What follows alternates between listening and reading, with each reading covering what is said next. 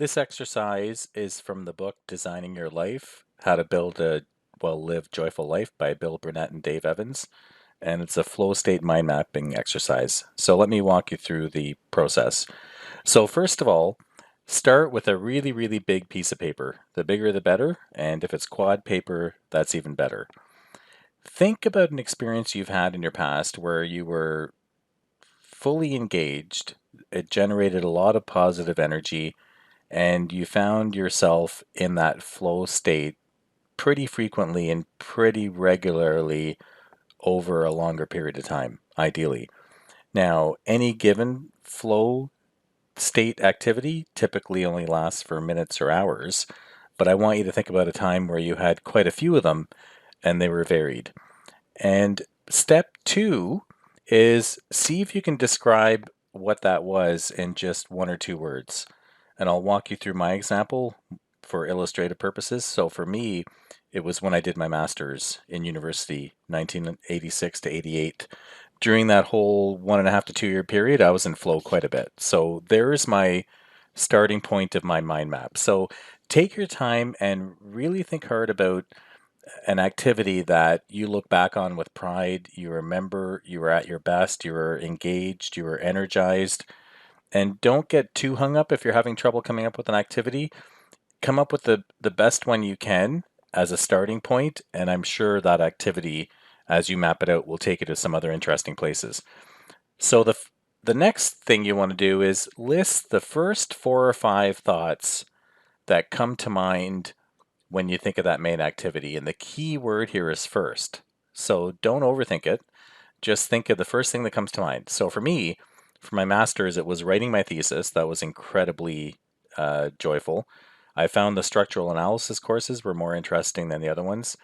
There was a whole wide group of people that helped me. It takes a village to write a thesis.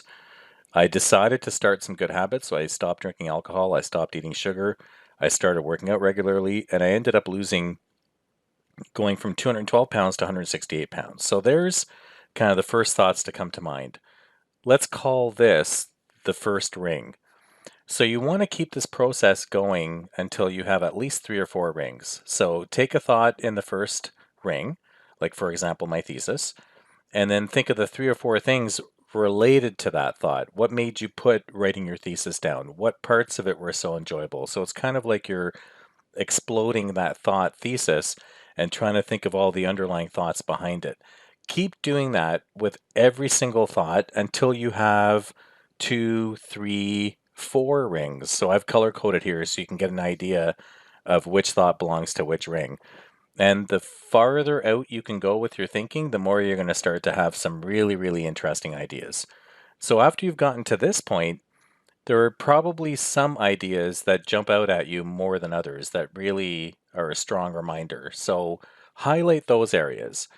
Doing my thesis reminded me of how much I like quantum physics. I'm a novice in quantum physics, but I certainly enjoy reading about it. And even that thought reminded me of a cartoon I saw when I was 8 years old.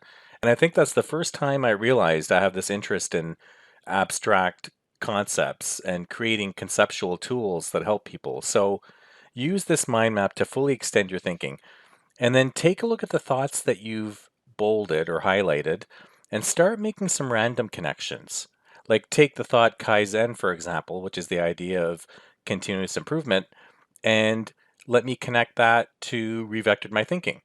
So then I started thinking of specific meetings I had with people who would patiently listen to the research I'd done, the mathematical run I'd done the day before, and they just give me little observations or little pieces of advice that I kept making small improvements to my mathematical model until one day, and I remember it vividly, I was doing push ups by the printer at midnight, waiting for my next iteration to appear, and all of a sudden the iteration worked. I went from 20 or 30 attempts where things didn't work, I kept making small adjustments until kaboom, it was like splitting a diamond. It felt like I'd found the answer. So the learnings that came out of this mind map for me is that there is a tipping point to my peak performance. And there are certain things like people revectoring my thinking, like continuous improvement. That's an emergent learning for me. Secondly, I discovered that I have a really strong interest in finding the outliers in data, the positive anomalies, those things that cause that tipping point. So as you can see, this one mind map about the time I did my master's has started helping me uncover all kinds of things that give me energy. And the clearer I get on those things, the more I can make them happen every day. So start your mind map, work through these rules, and then start making the unorthodox connections between different parts of your mind map and enjoy the emergent learnings that come out of it. Thank you.